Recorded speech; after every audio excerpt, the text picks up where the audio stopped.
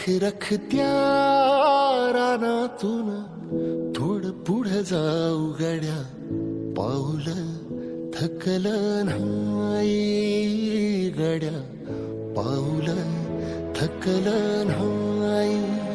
सुकलेल्या भाकरीला पाण्यासंग खाऊ गड्या,